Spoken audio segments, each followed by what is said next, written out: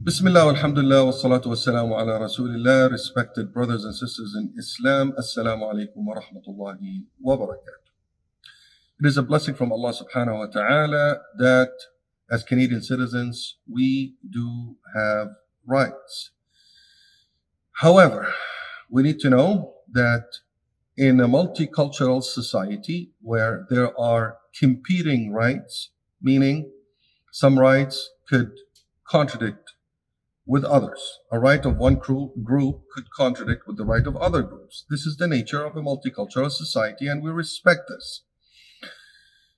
But our Muslim community was not proactive in asking for its rights. We need to know that rights, yes, are granted, but you need to ask for them. You need to demand them. You need to voice yourself asking for your rights, because they will not just be gifted to you, as we said, especially in a multicultural society where we have competing rights. People that are more diligent in asking for their rights will get them first. This is the nature of the game. And those of us that have been speaking to politicians and officials will always hear this. Why didn't you guys ask for it? And it's not just at the government level. And I remember during university, we used to complain about not getting our rights, and when we finally start talking to officials, they told us clearly, why aren't you asking for your rights? And this is exactly what I tell you. Why aren't you asking for your rights? But I also want to be fair to all of us. I believe that I have a good idea of why haven't we been asking for our rights. And there are 3 points that I'd like to present. The first point is our collective, unified community stance on all issues. But in particular, we're talking about the competing rights when it gets to the Muslim students' rights versus the LGBTQ rights in schools. These are two competing rights. Why do we feel that they're getting more rights? Because we are not asking for our rights. Why aren't we asking for our rights? Because we don't have a clear, published position and stance on it. That's why we are left with, probably even our kids are left with, confusion, hesitance. Us as parents, we don't know what to do. So that's the first point. The second point is our knowledge of our constitutional rights. Many of us don't even know that we have constitutional rights. We don't even know that we have rights in Human Rights Code, protected rights for religious freedom, exactly like there are protected rights for gender and sexual orientation. We don't know this. So that's point number 2. And the third point is our ability to communicate our rights in a simple and easy way. We also lack that. So these are the 3 points that will weaken our position. And today, inshallah, I want to help you to overcome these 3 points, and I will show you how to overcome these 3 points. First of all, walillahi alhamd, point number 1, for the first time, we have a collective stance, powerful, strong, and clear, and from the experts, not just from any Dick, Tom, and Harry will come and say, well, Islam has no problem with homosexuality. Well, we want to get the real opinion, we get it from the experts. So our experts, a group of ulama, scholars, and preachers in North America, and it's signed by a huge number of experts, published a document, as we said before, called Navigating Differences, and it shows and it clarifies the stance of Islam on gender and sexuality. So this document is excellent, it's great, it's clear. It is for you, to empower you so you can demand your right. This is how we need to use this document. This is not just another publication to be shelved or tucked in a drawer. It's for us to use it powerfully to say, we demand our rights based on this. So we know that we have a collective, unified position, clear position of Islam on this particular issue. The second point is knowledge of our rights. And alhamdulillah Rabbil Alameen, we have a lot of experts, lawyers, and activists that have been reviewing the Human Rights Code related to competing rights and related to creed-based exemption. And we have a pretty good understanding, walillah alhamd, of those rights. And we want to share those understanding and those codes with you, inshallah. And the last point, the ability to communicate those rights. We want an easy way for all parents to be able to communicate those rights. Many of us don't have the ability to go out there and argue and discuss and engage in a probably complicated dialogue. And we don't have enough resources to send an expert with you every time you want to go to school. So what do? Walillah alhamd, we have created a document, a guide for all parents to keep it as simple as possible. And this guide is called Parents' Guide to Protect Freedom of Religion. One pager, very simple. I took the main points from the Supreme Court's decision and comments used in the same human rights code or policy, I should say, on creed-based exemption that is heavily used and heavily dependent on by the school boards across Canada, I would believe, or mainly in Ontario. They use this particular policy to push us back and to show a right of one group. And unfortunately, it's been suppressing and hiding the rights of other groups, which is people of faith. And this not just applies to us as Muslims, this is to all people of faith. So we've studied that policy and we've summarized the policies into points. And I also, in one section, I put the common arguments made by principals and how you can simply answer those arguments. So I'm going to read the the guide with you, and inshallah we're going to share it in the link. The link will be in the description, where you can download the Parents' Guide to Protect Freedom of Religion. Let us start. Bismillah. It starts with parents' right to rearing, education, and health. So you have, as we said before, a very strong absolute right as parents to tarbiyah, rearing, education, and health. You're responsible for the physical and psychological health of your children. And it says, and I quote, parents have the right to rear their children according to their religious beliefs, including choosing religious education, and choosing medical and other treatments. And this is very important because we know that there is an attempt to offer medical treatment to our children in schools. You have the absolute right to accept or reject. This is important for us to know. I also quote from the Supreme Court of Canada's decision with respect to education. While parents have the right to pass on their religious beliefs to their children, education, you have the absolute right to pass on your religious beliefs. Means anything that contradicts with it, you have the right to stop it. So let's get to the school's arguments. First argument is we respect Muslim students and their celebrations. So we expect Muslim students to respect others' celebrations. So it's a two-way thing. This is how it's presented. We respect you, you respect us. You should respect us in the same way we respect you. And we also we heard that recording of a Muslim student, Mansour, may Allah subhanahu wa ta'ala bless him and protect all our children. That was, and I would say, verbally abused by his teacher when he decided to peacefully protest and leave the class because he didn't want to be engaged in an activity that violates his religious rights and interferes and conflicts with his religious belief. He didn't want that. So he peacefully walked out, but he was verbally abused. He was yelled at. He was humiliated by his teacher, which is unaccepted morally, and it violates the Supreme Court of Canada's decision. It's illegal for a teacher to do this, and I just cannot understand how they have the audacity to actually do it. And we're talking about children here, unfortunately. So what is the answer to this question? We respect you, Why don't you want to respect us? Here I say that teachers are asking students to believe in gender theory and explore their identity, not just to respect. So there's a difference between respecting someone and believing in what they present to you.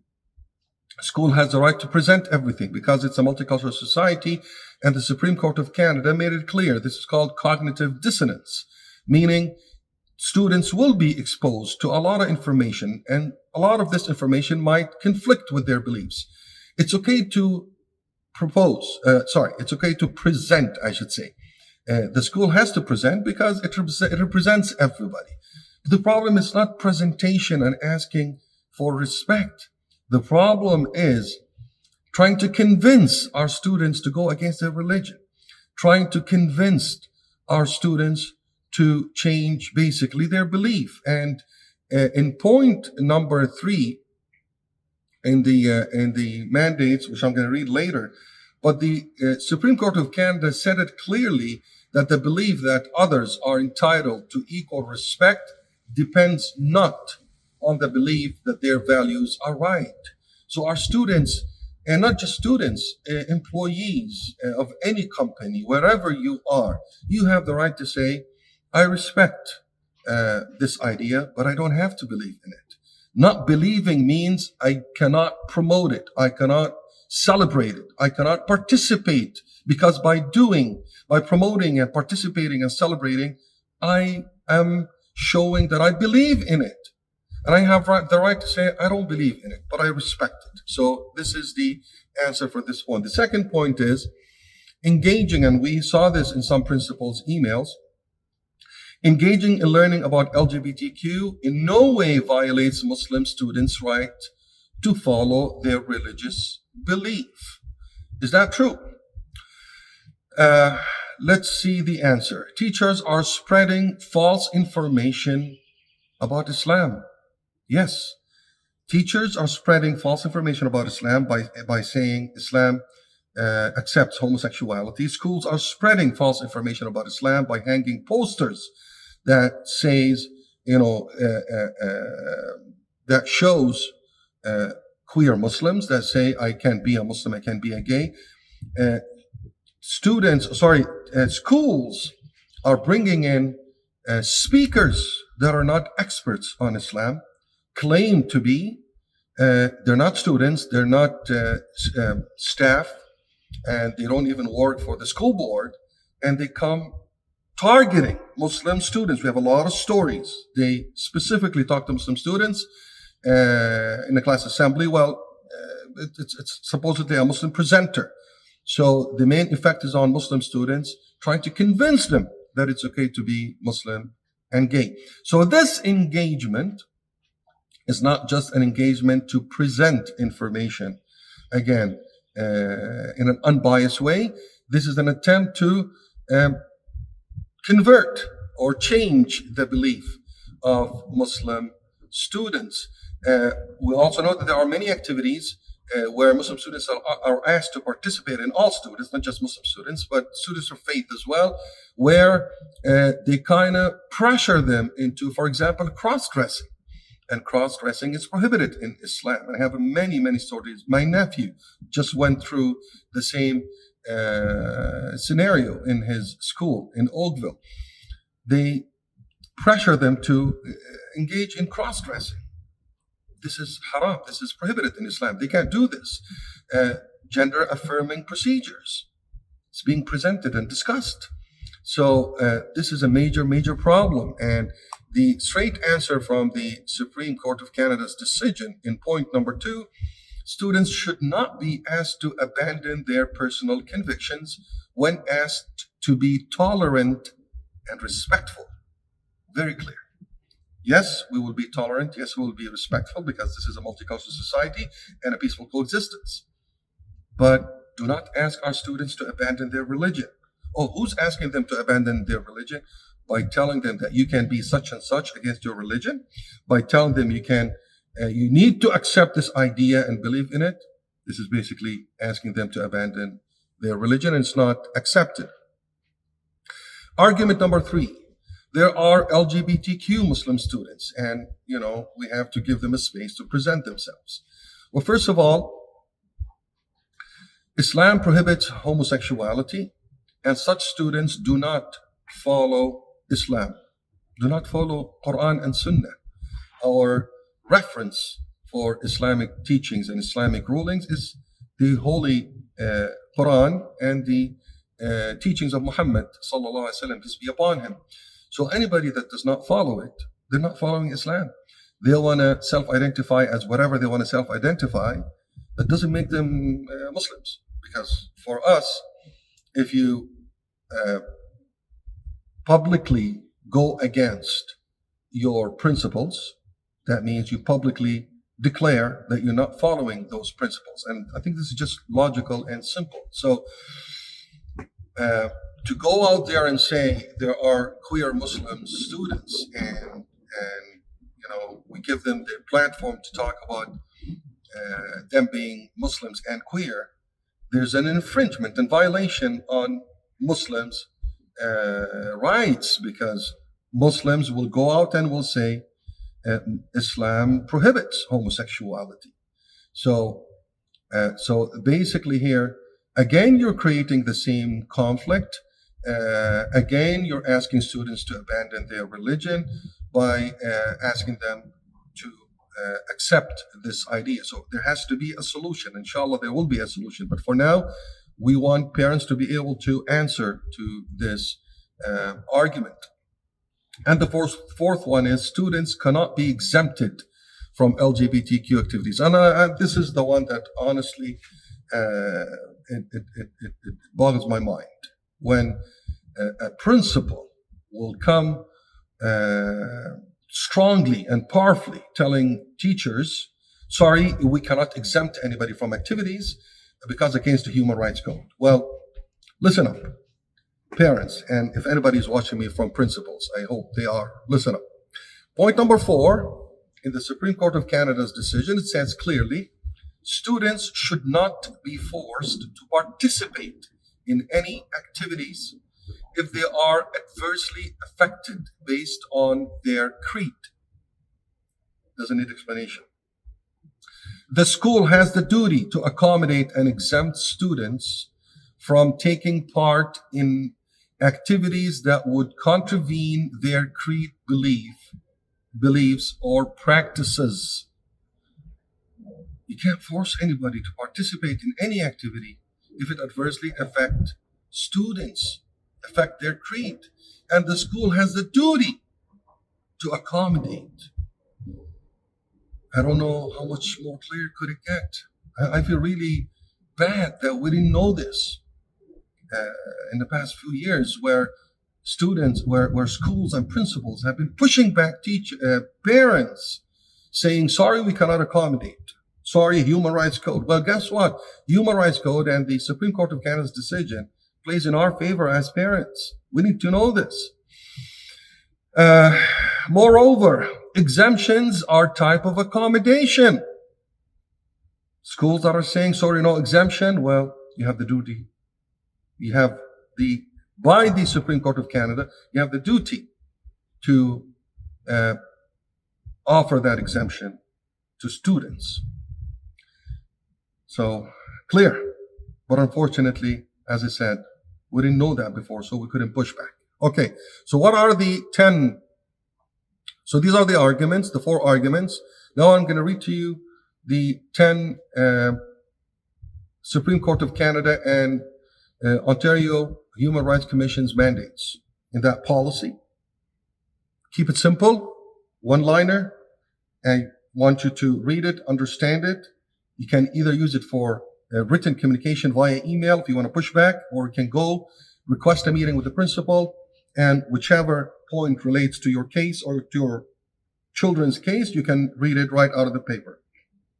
Print it, keep it with you, give it to your children, and make sure that they also know their rights. Number 1, students have the right to hold and manifest different religious beliefs. So Muslim students have the right not just to hold it and believe in it and to manifest it, to show it.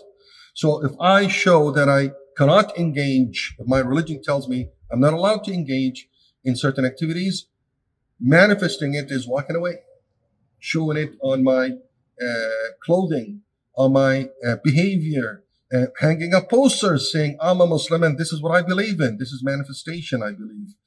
So that's point number one. Point number two, students should not be asked to abandon their personal convictions when asked to be tolerant and respectful. Yes, I respect you, but sorry, I am not obligated to believe that what you're saying is right. Number three, the belief that others are entitled to equal respect depends not on the belief that their values are right. As we said, I respect you, but I don't have to believe that what you're telling me is right.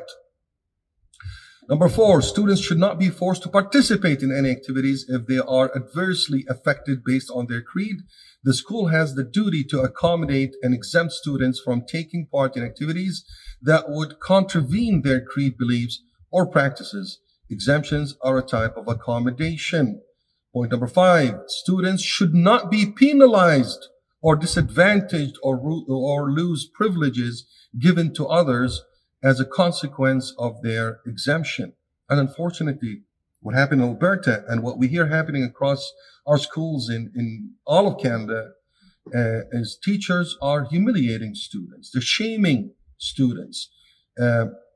Their students are losing privileges for not participating in certain activities. And we have a lot of testimonies from students that will prove this.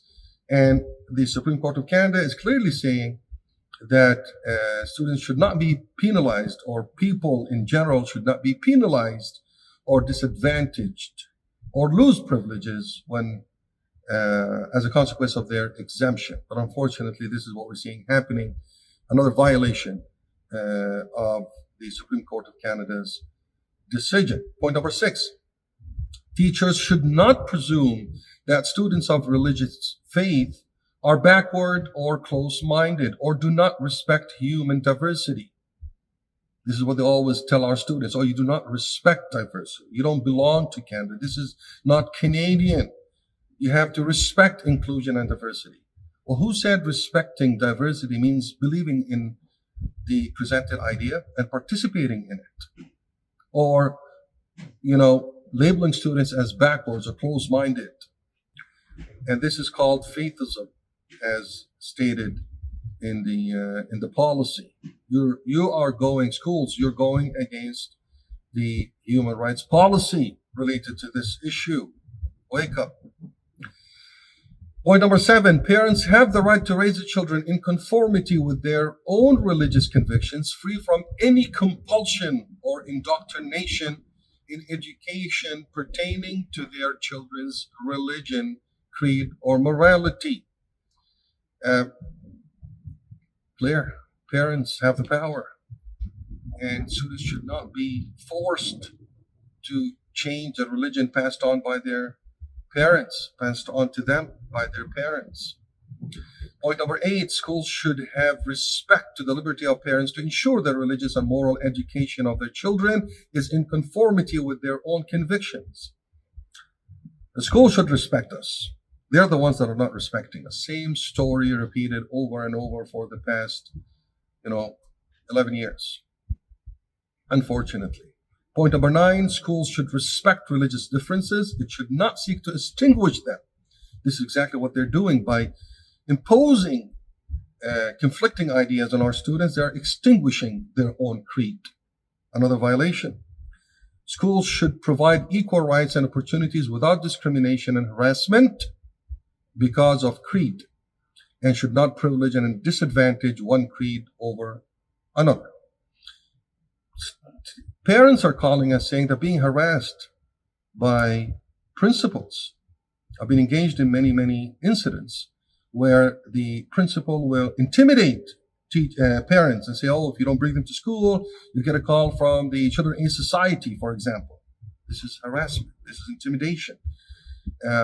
Principals should not do this. And the school board should really move, and the government and the Ministry of Education should put an end to this. This is getting really beyond anybody's imagination. Any respectful citizens, reasonable citizens' imagination. This really should stop. So those points, my dear brothers and sisters, I took right from the policy and I added students at the beginning of it. So it's completely based on what's in the policy, but I added students so you can use it as a discussion point and as an argument. And also works for professionals that work in companies. Many of them approached me saying, we're having the same pressure. What can we do?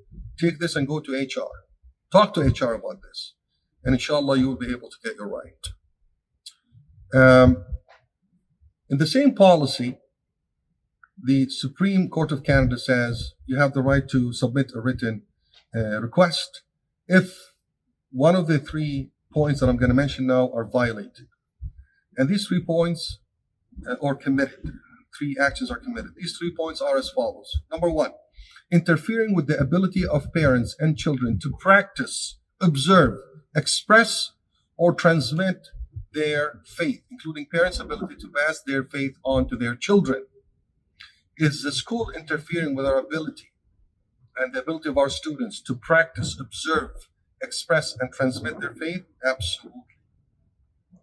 You bet your life they're doing it. Our students are intimidated. They cannot observe their religion. Observing means adhering.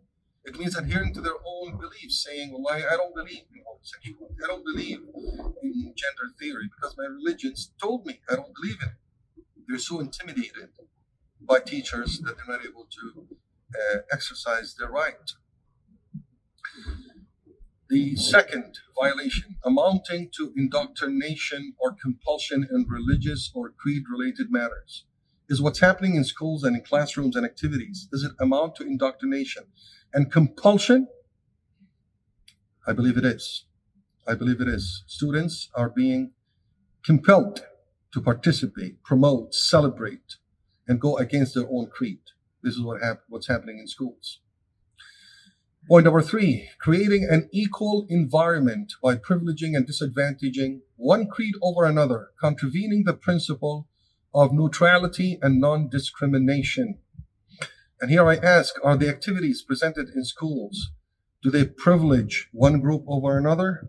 Absolutely. Throughout the entire year, we see a focus on one group over others. There are so many ethnicities, races, religions, ideologies. Are they all getting the same treatment? We all know that they're not. So these 3 violations are clearly committed by teachers and by schools, and they need to be stopped and addressed. Now, we're working on different levels, but I want I want parents to be empowered and students to be empowered. We need our students to know this and push back and engage in peaceful dialogue, educated dialogue with their teachers and say, these are my rights, they're being violated.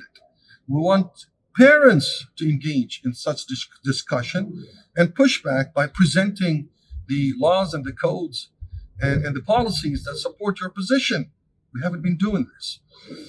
At the end of it, I wrote the statement to all my beloved Muslim students, and I phrase that they need to start using every time their rights are being violated, every time they feel that their rights are being violated, that they feel uncomfortable, they feel driven to feel ashamed of their position. We want them to say, I respect people's rights, but my religion does not allow me to participate. Be confident, say it, don't be ashamed. Know that your entire community is with you. We love you. We're working so hard, many community leaders, on making sure we put an end to this violation and to support our community members on all grounds. Inshallah, this is our job as activists. And we ask Allah subhanahu wa ta'ala to give us the power and the patience to deal with this great challenge. We ask Allah subhanahu wa ta'ala to protect you all, protect your religion, protect our children, and give us the power to push back and protect our rights, because we have to do our part to protect our rights. The guide is going to be posted, as I said, and we're more than happy to hold sessions to discuss the details. I've been holding many sessions in different places, and you can communicate with me via my Facebook page, and inshallah together we'll be strong, and together we can defend our rights. Jazakumullah khair. We'll see you inshallah soon in videos that will benefit you. Please don't forget to share, subscribe, and like. Please share this video as wide as you can. We want more community members and all people of faith. I invite all people of faith to take part in this because we all share this, and I invite you all to partner up with the Muslim community so we can push back and protect our religious freedom and our freedom to protect our faith and practice our faith freely without being shamed and intimidated. Jazakumullah khair. Assalamu alaikum wa rahmatullahi wa barakatuh.